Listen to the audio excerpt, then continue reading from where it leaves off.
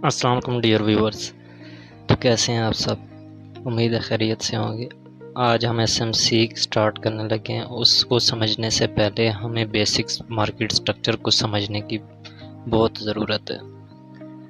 अभी market structure के अंदर बेसिक में हमारे पास कौन कौन से ट्रेंड्स होते हैं तो हम देख लेते हैं। हमारे पास नंबर 1 पे आ जाता है बुलिश ट्रेंड।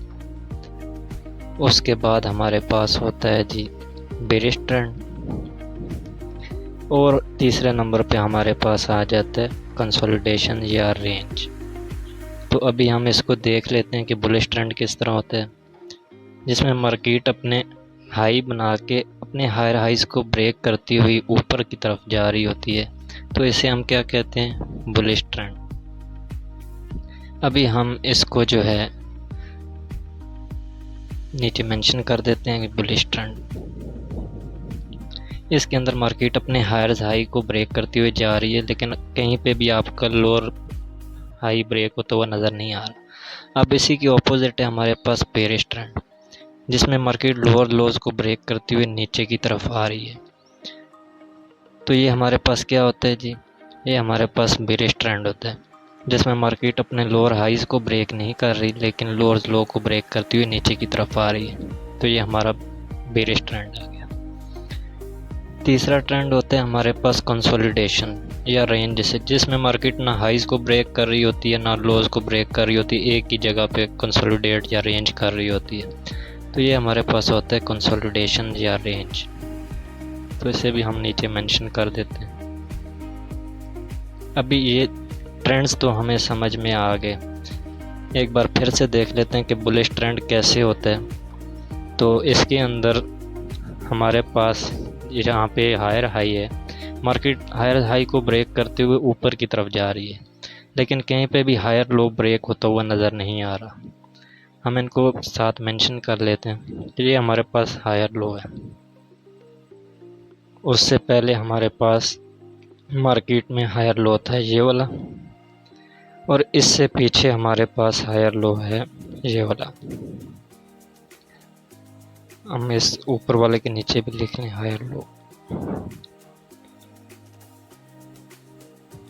तो ये हमारे पास हायर लोज थे, और मार्केट अपने क्या कर रही है? हायर हाइज को ब्रेक करती जा रही है। जब भी मार्केट अपने हायर हाई को ब्रेक करती हुई जा रही होती है, तो वो हमारा क्या होता है? Bullish trend. यहाँ पे कहीं पे भी आपके पास हायर लो ब्रेक होता हुआ नज़र नहीं आ रहा। इसी के ऑपोजिट है हमारे पास बेरिश ट्रेंड, जिसमें मार्केट अपने लोअर्स लो को ब्रेक करती हुई नीचे की तरफ जा रही है, लेकिन जितने भी लोज हैं आप ये देखें कि मार्केट ब्रेक करती हुई नीचे की तरफ जा रही है। कहीं पे भी हमारे पास इसका जो लोअर हाई है वो ब्रेक होता हुआ नज़र नहीं आ रहा। अभी इस मार्केट का ये लोअर हाई था, उसके बाद मार्केट ने नया लोअर हाई बनाया, उसके बाद अगेन लोअर हाई बनाया। और कंसोलिडेशन में ना हाई ब्रेक हो रहे होते हैं ना लोज ब्रेक हो रहे होते हैं, एक ही रेंज के अंदर मार्केट मूव कर रही होती है। आई होप सो आपको इन 3 ट्रेंड्स की समझ आ गई होगी। इसके बाद आपको समझने की ज़रूरत है कि एसएमसी के अंदर पुल बैक क्या चीज़ होती है। तो हम अब पुल बैक को भी डिस्कस कर लेते हैं कि पुल बैक क्या चीज़ है। इसमें मार्केट के एक हाई बनाने के बाद एक लो बनाती है और उस हाई को ब्रेक कर देती है। उस हाई को ब्रेक कर देती है तो जो पॉइंट होता है हमारा, वो हमारा बन जाता है पुल बैक। जैसे मार्केट ने ऊपर हाई लगाने के बाद जो रिट्रेसमेंट ली थी, उसके बाद हाई ब्रेक कर दिया, तो ये लेवल हमारा क्या बन गया? Pull back. आप इसको पुल बैक भी लिख सकते हैं और शॉर्ट फॉर्म पीबी भी लिख सकते हैं। PB, pull back. अभी ये देखें, मार्केट जहाँ पे भी ऊपर जा रही है थोड़ी सी रिट्रेसमेंट लेती है और हाई को ब्रेक कर देती है, तो ये जितने भी लेवल्स हैं हमारे पास ये बुलिश ट्रेंड के अंदर, ये हमारे बन गए पुल बैक्स। अब इसमें कौन कौन से पुल बैक हैं हमारे पास, तो हम स्टार्ट कर लेते हैं नीचे से। हमारे पास ये पुल बैक है। ये पुल बैक क्यों है? क्योंकि मार्केट ने हाई को ब्रेक कर दिए। उसके बाद हमारे पास ये पुल बैक है, रिट्रेसमेंट ली, उसके बाद हाई ब्रेक कर दिया, तो पुल बैक कंप्लीट हो गया। उसके बाद मार्केट ने ये रिट्रेसमेंट ली और हाई को ब्रेक कर दिया, तो हमारा पुल बैक कंप्लीट हो गया। और ये सब हम बुलिश ट्रेंड में देख रहे थे। अभी हम इसको एक बेरिश ट्रेंड में देख लेते हैं कि बेरिश ट्रेंड के अंदर हम पुल बैक कैसे मार्क करते हैं। तो मार्केट लोज को ब्रेक करती हुई आ रही है और रिट्रेस करती है, अगेन लो को ब्रेक कर देती है। तो ये जो रिट्रेसमेंट के बाद लो के नीचे मार्केट क्लोजिंग दे देती है, तो ये हमारा जो रिट्रेसमेंट वाला पॉइंट होता है ये हमारा पुल बैक काउंट हो जाता है, क्योंकि मार्केट ने रिट्रेसमेंट लेने के बाद उस लो के नीचे ट्रेड कर दिया। तो ये हमारे जो लोअर हाई बन रहे थे, अब ये लोअर हाई के साथ साथ हमारे पुल बैक भी बन गए। अब हम इनको जो है ना चार्ट पे चल के समझने की कोशिश करते हैं कि ये चार्ट के ऊपर हमें किस तरह नज़र आते हैं और हम इसको कैसे जो है मार्क कर सकते हैं पुल बैक को। सबसे पहले अगर हम यहाँ पे ही देख लें तो ये एक बेरिश ट्रेंड नज़र आ रहा है हमें कि मार्केट जिसमें नीचे की तरफ आ रही है। तो हम पैथ टूल की मदद से फाइंड करते हैं। ये हाई से मार्केट ने ये लो बनाया, लो के बाद उस कैंडल के ऊपर मार्केट ने ट्रेड कर दिया और उसके बाद नीचे आ गई मार्केट, तो ये हमारे पास पुल बैक कंप्लीट हो गया। फिर अगेन रिट्रेस किया, नीचे क्लोज कर दिया, पुल बैक बन गया। फिर अगेन मार्केट ने एक लो लगाया, उसके बाद मार्केट ने रिट्रेस किया और उसके नीचे लो के नीचे ट्रेड कर गई। तो ये जो पॉइंट्स हैं हमारे पास, ये हमारे पास पुल बैक बन गए। अभी ये हम बेरिश ट्रेंड में देख रहे हैं, तो अब ये पैथ टूल की मदद से जो भी हमारे पास लेवल थे ये हमारे पुल बैक बन गए। और आप लोग को मैं यही सजेस्ट करूँगा कि पैथ टूल की मदद से आप जो है इनको मार्क करें इजीली, क्योंकि वैसे आप मार्क करेंगे तो आपको परेशानी होगी, लेकिन पैथ टूल की मदद से आपको ये इजीली नज़र आने लगेंगे। ये हमारे पुल बैक्स हैं।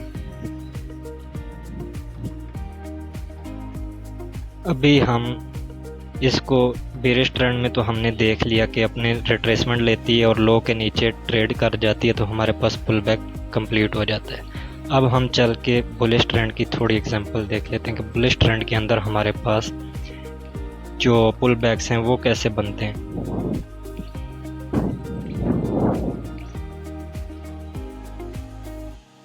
तो मान लीजिए ये हमारे पास यहाँ से बुलिश ट्रेंड चल रहा है और इस बुलिश ट्रेंड के अंदर हम ये लो कैंडल से हमने लगाया पैथ टूल और उसके बाद मार्केट अपना हाईज बनाती हुई ऊपर की तरफ जा रही है और इस हाई कैंडल के नीचे मार्केट ने ट्रेड कर दिया और इसके नीचे ट्रेड करने के बाद मार्केट ने क्या किया है, अभी इसके ऊपर जाके क्लोज कर दिया है। तो ये हमारा पुल बैक कंप्लीट हो गया। उसके बाद अगेन नया हाई बनाने के बाद नीचे मार्केट ने ट्रेड कर दिया।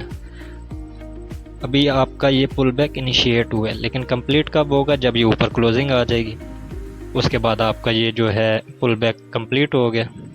अभी हम इसको एक बार दोबारा से ना पैथ की मदद से यहाँ पे समझ लेते हैं कि मार्केट ने एक हाई बनाया, रिट्रेस किया और अभी हमारे पास ये पुल बैक नहीं बना। क्यों? क्योंकि मार्केट ने अपना हाई ब्रेक नहीं किया। मार्केट और भी नीचे आ सकती है, तो जब तक ये अपना हाई ब्रेक नहीं करेगी तब तक हमारा पुल बैक वैलिड नहीं होगा। तो उसके बाद मार्केट ने क्या किया, मार्केट यहाँ अगर आप पुल बैक मार्क कर लेंगे तो ये मार्केट ने तो अपना हाई ब्रेक ही नहीं किया, मार्केट और नीचे आ जाएगी। तो अभी आप पुल बैक को क्या करेंगे कि मेरा पुल बैक गलत हो गया। लेकिन जब मार्केट इस हाई के ऊपर ट्रेड कर जाएगी तो हमारे पास ये जो है हमारा पुल बैक कंप्लीट हो जाएगा, वैलिड हो जाएगा। और इसके लिए आपके पास यहाँ पे जब मार्केट दोबारा अगेन नीचे आ रही है तो हमारे पास अभी तक जो पुल बैक है वो यही जो पीछे हमने मार्क किया यही वाला है, क्योंकि मार्केट ने अभी तक नया पुल बैक कंप्लीट नहीं किया। इनिशिएट ज़रूर कर दिए लेकिन हाई के ऊपर क्लोजिंग नहीं आई, तो अभी तक हमारा पुल बैक यही पीछे वाला रहेगा। और जब मार्केट ने अगेन इस हाई के ऊपर ब्रेक कर दिया तो हमारा क्या हो गया, पुल बैक कंप्लीट हो गया।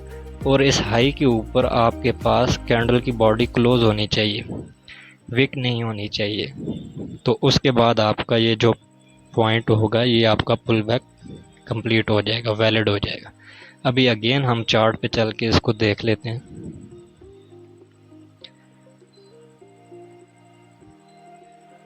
तो यहाँ पे जब मार्केट बुलिश ट्रेंड में जाना शुरू हुई थी, हमने सपोज किया कि यहाँ से मार्केट ऊपर की तरफ जा रही है, तो हम इसको पैथ की मदद से दोबारा ड्रा करके देखते हैं। मार्केट यहाँ से जब ऊपर जा रही थी तो इस मार्केट ने इस हाई कैंडल के नीचे जब ट्रेड कर दिया तो हमारा पुल बैक इनिशिएट हो गया। लेकिन ये वैलिड या कंप्लीट कब होगा? जब मार्केट इस हाई के ऊपर क्लोजिंग देगी। मार्केट ने यहाँ पे विक लगाई, अगेन विक लगा दी। अब उस विक से आगे विक पे देखेंगे, अब उस जगह से बॉडी को नहीं देखेंगे, हम विक से आगे देखेंगे कि बॉडी कहाँ क्लोज हो रही। अब यहाँ पे जाके आपके पास बॉडी क्लोज होगी तो आपका ये जो लो पॉइंट है ये हमारे पास पुल बैक बन गया। अब नया हाई लगाने के बाद मार्केट ने इसके नीचे ट्रेड कर दिया तो ये हमारा इनिशिएट हो गया है पुल बैक। लेकिन कंप्लीट कब होगा? जब इस हाई के ऊपर मार्केट क्लोजिंग दे देगी। मार्केट ने यहाँ क्लोजिंग दे दी तो ये हमारा पुल बैक कंप्लीट हो गया।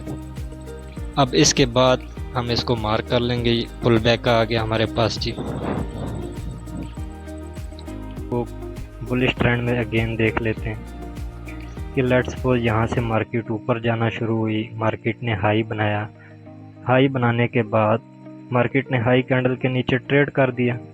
जब ट्रेड कर दिया तो हमारा जो पुल बैक है वो इनिशिएट हो गया। लेकिन कंप्लीट कब होगा? जब उसके ऊपर क्लोजिंग आ जाएगी। मार्केट ने ऊपर बॉडी क्लोज कर दी, हमारा पुल बैक वैलिड हो गया। तो इसको हम मार्क कर लेंगे एज अ पुल बैक।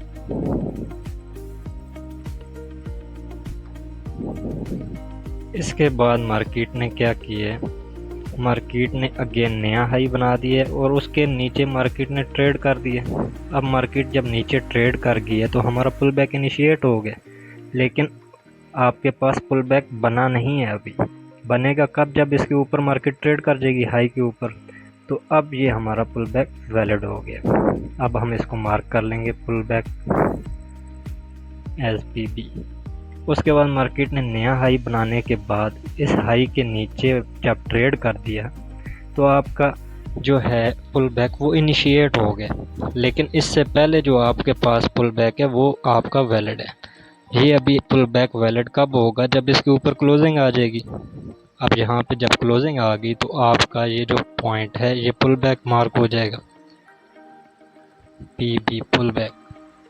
तो इस तरह आपको मार्केट के अंदर पुल बैक्स की प्रैक्टिस करनी है कि मार्केट के अंदर पुल बैक कैसे मार्क किए जाते हैं। अब हाई कैंडल के नीचे मार्केट ने ट्रेड कर दिया, मार्केट में इनिशिएट हो गया पुल बैक।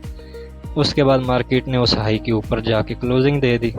अब ये भी हमारे पास पुल बैक बन गया क्योंकि मार्केट ने अपने हाई कैंडल के नीचे ट्रेड करने के बाद अपने हाई के ऊपर जाके क्लोजिंग दे दी है। तो इस तरह आप लोगों ने पैथ टूल लगा के इसकी प्रैक्टिस करनी है। वीडियो अच्छी लगी हो तो लाइक एंड सब्सक्राइब कर दीजिएगा। अल्लाह हाफिज़।